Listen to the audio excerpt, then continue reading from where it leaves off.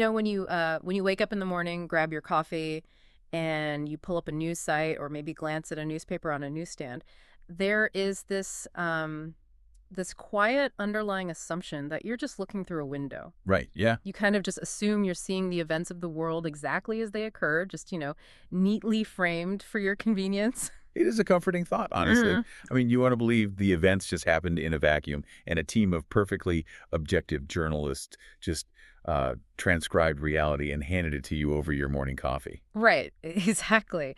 But what if it's not a window at all? Like, what if instead of a pane of glass, you are actually looking at a very carefully, very deliberately painted picture? Oh, absolutely. Where every single brushstroke, every color palette, every shadow, and, every headline is put there for a highly specific psychological reason. Well, that is the grand illusion of mass media, really. We like to think we're consuming an objective reality, but we are actually consuming a heavily constructed representation of reality, designed by people with very specific goals. Welcome to the Deep Dive.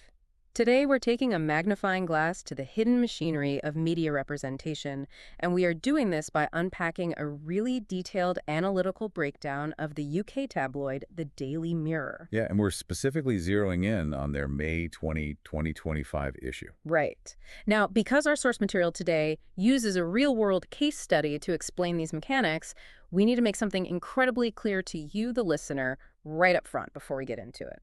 Yes, this context is crucial. The analysis we are exploring today is packed with politically charged content. We're going to be discussing Keir Starmer's Labour government, the Conservative Party, Reform UK, the realities of post-Brexit Britain, and controversies surrounding public figures like Gary Lineker. So we want to state unequivocally that we are completely impartial here. We are not taking any sides. Not at all. We are not endorsing any of the political viewpoints, parties, or ideologies mentioned in this case study.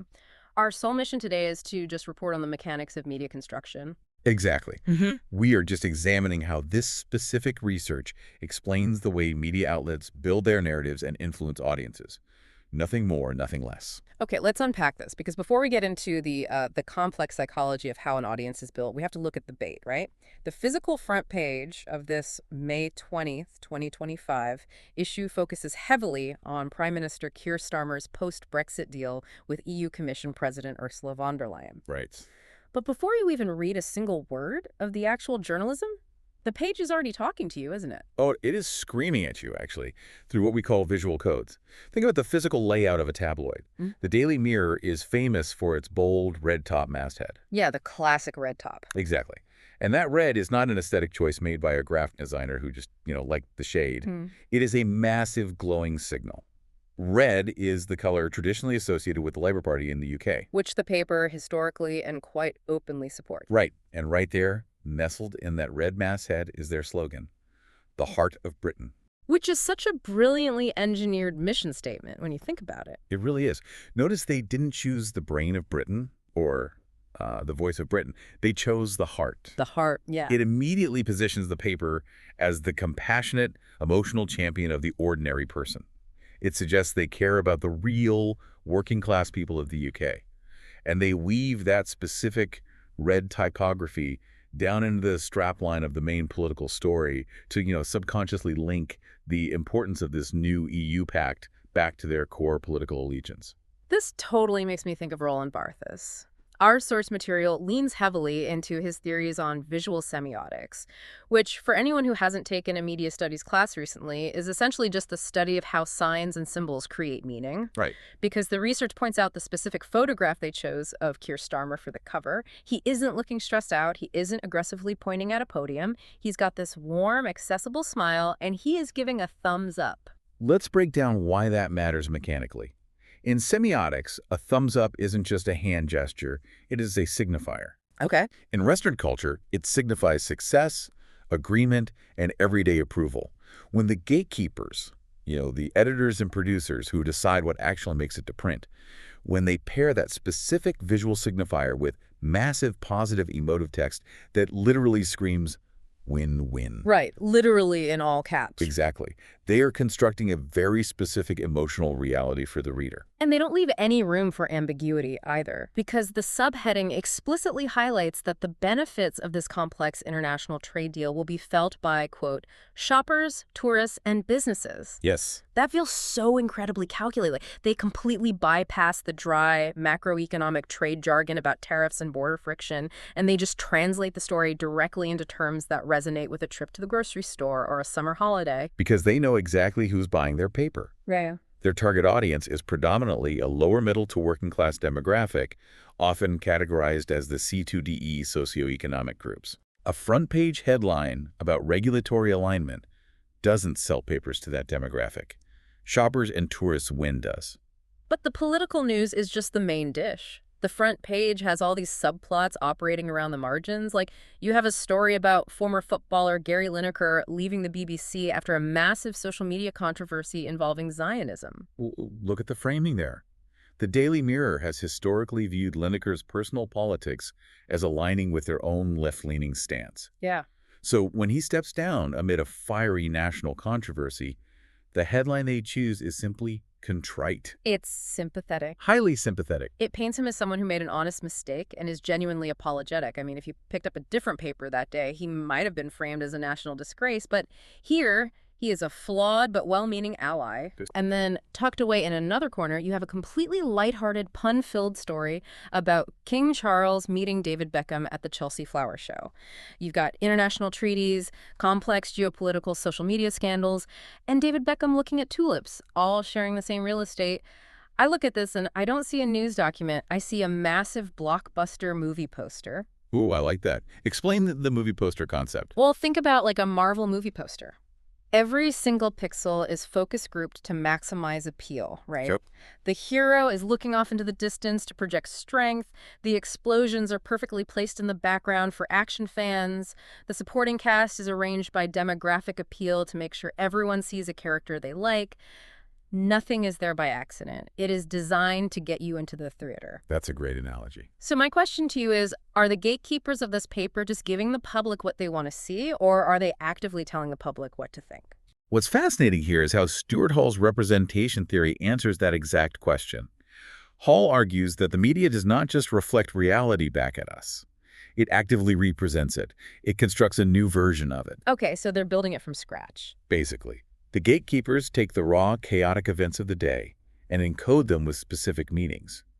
In the case of the Daily Mirror, they are deliberately choosing to represent subordinate groups, the everyday underdog, as the most important people in the country. Right. They are constructing a narrative where the paper is the brave voice speaking truth to power on behalf of the ordinary person. So they aren't like brainwashing people, but they also aren't just passively reflecting the news either. Right. They are offering a highly curated, heavily filtered version of the world that perfectly validates their audience's existing worldview. Which is the perfect way to look at how they keep a reader hooked once they turn the page.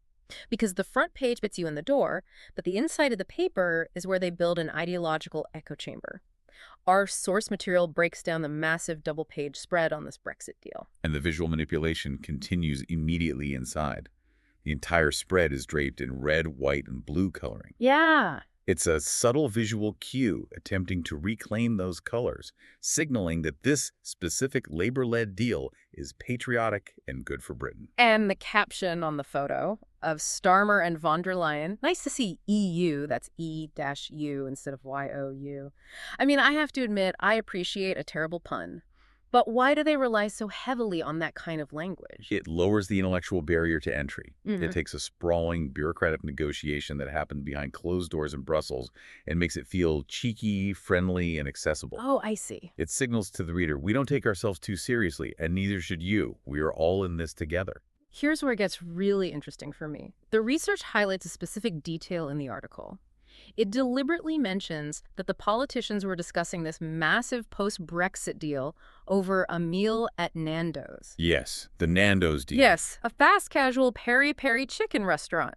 I mean, nothing says I am a normal bloke solving complex international trade disputes quite like a side of spicy fries. Are you telling me a picture of Keir Starmer at a chicken shop is a calculated psychological operation? It is brilliant, deliberate framing. It humanizes the political elite. It strips away the pomp and circumstance usually associated with international diplomacy and makes these incredibly powerful figures seem like people you could, run into on the high street. Wow. But the paper doesn't just rely on relatable chicken dinners to build its community. It relies heavily on stark, aggressive contrasts. Like the opinion pieces, the source material points out this wild juxtaposition on the page. On one side, you have the regular Daily Mirror columnist, Kevin McGuire. His tone is informal and, frankly, incredibly aggressive. Very aggressive, yes. He uses terms like Brexitreamists frothing at the mouth and explicitly calls former Prime Minister Boris Johnson a lying con man. And then, directly adjacent to that fire and brimstone, you have a guest opinion piece by David Lammy, the Foreign Secretary at the time. His tone couldn't be more different. It is formal, measured, and deeply reassuring. He is promising increased security and prosperity. But why give the reader both? Why the anger and the calm side by side? Because it fulfills two different psychological needs for the reader. The journalist provides the righteous anger, validating the reader's frustrations with the opposing political side. Right. The politician provides the comforting authority, assuring the reader that the good guys are in charge and handling it. And this perfectly illustrates Levi Strauss's theory of structuralism. How so? Well, Levi Strauss argued that human beings make sense of a complex world by breaking things down into binary oppositions. Good versus evil, us versus them, light versus dark. It is how our brains process narrative. Okay, I follow. The Daily Mirror mediates its stories by constructing a crystal-clear binary opposition for its readers. The Labour Party is presented as the good side, looking out for ordinary people, while the Conservative Party and Reform UK are presented as the bad side, disconnected, chaotic, and harmful. It makes the world so simple to digest. You don't have to understand the nuances of cross-border trade tariffs. You just need to know who the good guys and bad guys are. Exactly. And to prove how constructed this is, the analysis looks at what competing media was doing on the exact same day. The right-wing Daily Mail ran a story on this exact same EU deal. Their headline, Starmer's Surrender. Such a stark contrast. With the strapline, Day the Brexit Dream Died. It's the exact same event happening on the exact same day, but it is two entirely different, deeply constructed realities. And this is where George Gerbner's cultivation theory comes into play. Gerbner suggests that repeated, long-term exposure to these consistent patterns of representation fundamentally shapes how audiences view the world. Wait, isn't that just a fancy academic term for brainwashing? If they're just feeding people binary oppositions, aren't they just injecting opinions into passive readers? No, and that is a critical distinction in media theory, actually. Gerbner explicitly fought against the hypodermic needle model of media. The old idea that media just injects ideas into an empty brain. Right. Cultivation theory relies on reinforcing what the audience already believes. The Mirror's core audience, predominantly working class, over 35, traditionally left-leaning, they already hold certain baseline views about social justice, the economy, and conservative politics. Oh, I see. The newspaper cultivates those existing beliefs by feeding them a consistent daily diet of narratives that prove them right. Ah, so they aren't planting new seeds. They are just aggressively watering the seeds that are already planted in the garden. Precisely. They function as opinion leaders, mediating the news to resonate perfectly with the community they have cultivated. So they have built this incredibly loyal, well-watered garden of a community. But here is where the narrative hits a wall. How do you monetize a community when the physical product they used to buy is disappearing? Yeah, that's the big question. Because according to this research, the business model of the physical red-top tabloid is facing an absolute existential crisis. The economic realities outlined in the source are staggering. To understand the fall, you kind of have to look at the scale of the operation. The Daily Mirror was actually established back in 1903. Wow, over a century ago. Yeah, and it was originally intended to be a newspaper specifically for women to act as a mirror on feminine life before quickly pivoting to a broader audience. And today, it isn't just a standalone paper. It is owned by a massive corporate conglomerate called Reach Plake, which owns over 120 national and local media brands across the UK. We are talking about the Daily Express, the Manchester Evening News, the Liverpool Echo. I mean, they are a media behemoth. A behemoth that is watching its foundational product evaporate.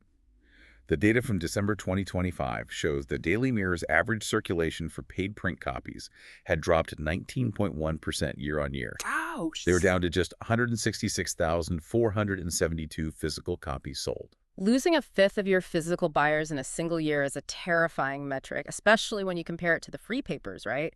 The research notes that the Metro, which is given away for free on public transport every morning, boasts a circulation of over 950,000. Right. So I have to ask, if print circulation is shrinking so drastically, isn't the paper just preaching to a shrinking 20.5 million? So they traded 166,000 paying print readers for 20 million free online readers. But free readers don't pay the printing costs. How does Reach Opaque survive? Through digital marketing, classifieds, highly monetized video content, and a concept David Hesmanhall calls cultural industries theory. Hesmanhall argues that media companies try to minimize risk and maximize their audiences through strategies like horizontal integration. Horizontal integration, isn't that just a corporate buzzword for a monopoly? It's not quite a monopoly, but it is about aggressive consolidation.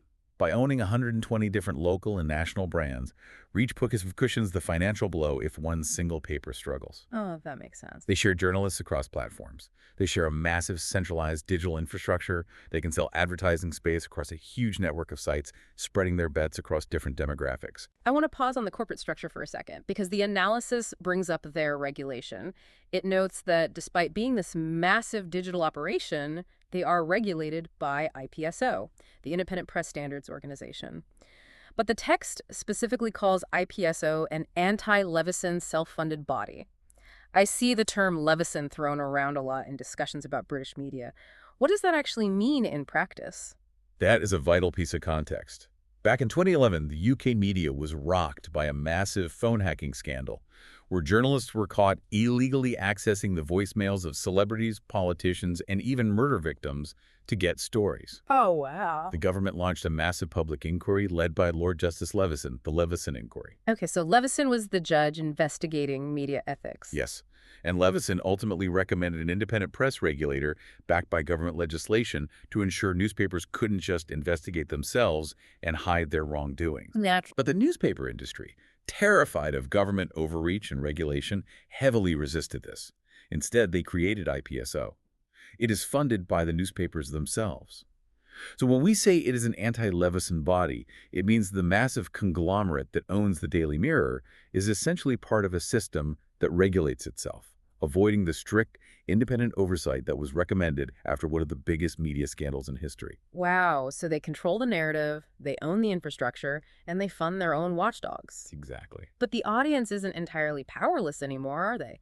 Because the source material brings in Clay Shirky's end of audience theory to explain how the digital pivot changed the power dynamics. Shirky argues that the age of the audience as a purely passive consumer, someone sitting in an armchair just silently accepting what they read in print, is entirely over. Digital technology has created what he calls the prosumer. The producer and consumer combined. Exactly. Mirror Online has a prominent Got a Story section where they actively solicit citizen journalism. Readers submit their own stories, pictures, and videos from their smartphones. They're producing the news they consume. Right. Furthermore, the digital platform have comment sections where people can instantly speak back to the media and to each other. And that completely shatters the old dynamic. Which brings to mind Stuart Hall, again, specifically his reception theory. If the gatekeepers at the Mirror encode the news with a certain message, say, Keir Starmer is a great guy eating chicken at Nando's, the digital audience now has the power to publicly decode it in real time. Yes, and Hall noted that audiences decode media in wildly different ways. An active, loyal labor reader will take the preferred reading. They'll read the article and think, what a great down-to-earth guy, this is good for Britain. But because it's on the open internet, a hardcore conservative or a Reform UK supporter can stumble onto the site, read the exact same article, and have an oppositional reading. They can jump into the comments and say, this is absolute propaganda, you are completely biased. And here is the genius of the digital business model. Really? Real Talk doesn't care if you agree or disagree. Really? That conflict, that fierce oppositional engagement in the comment section drives the algorithm. It keeps people on the page longer, it generates clicks, and every single click generates advertising revenue for the conglomerate. The echo chamber still exists, but the walls are lined with monetized outrage. So what does this all mean? We've traced this from the physical ink of a red masthead, through the psychological cultivation of an audience using binary oppositions, all the way up to the corporate economics of surviving the death of print. What should you, the listener, take away from all this? It's a lot to process. Yeah, I think the biggest takeaway is that the news is fundamentally a filter, not a window. The next time you look at any news source, don't just passively read the headline. Look at the visual codes, look at the color palettes. Notice the emotional adjectives they use to bypass your intellect and hit your heart. Absolutely. Spot the binary oppositions. Who are they desperately trying to tell you is the hero, and who is the villain? It requires a completely different kind of literacy. We have to learn to read the construction of the news, not just the news itself. And this raises an important question, a fascinating tension that is buried right in the heart of this entire analysis. What is the tension? The research highlights that the Daily Mirror, for all its corporate maneuvering, actively campaigns for real social justice. They genuinely view themselves as the champion of the underdog against authority. Right, they do have that history. The source mentions their 2025 Missed campaign, which did incredible, impactful journalism raising awareness for 170,000 missing people in the UK. Yeah. They do real work for the marginalized. Good. But at the exact same time, this paper is owned by Reach Pleak, a horizontally integrated corporate conglomerate. To survive in 2025, they are heavily relying on digital algorithms, engagement metrics, monetized videos, and harvesting user data. They are a massive corporation playing the cutthroat digital attention game while wearing the mask of the working class champion. So I leave you with this final thought to mull over as you consume your media today. If the news that passionately champions the underdog is fundamentally driven by a massive corporation chasing digital clicks to survive, who is really holding the power? Are we still an empowered audience using the internet to speak back to the media? Or have we just become the data driving their content? Are we the window or are we just the paint? Thanks for joining us on this deep dive. See you next time.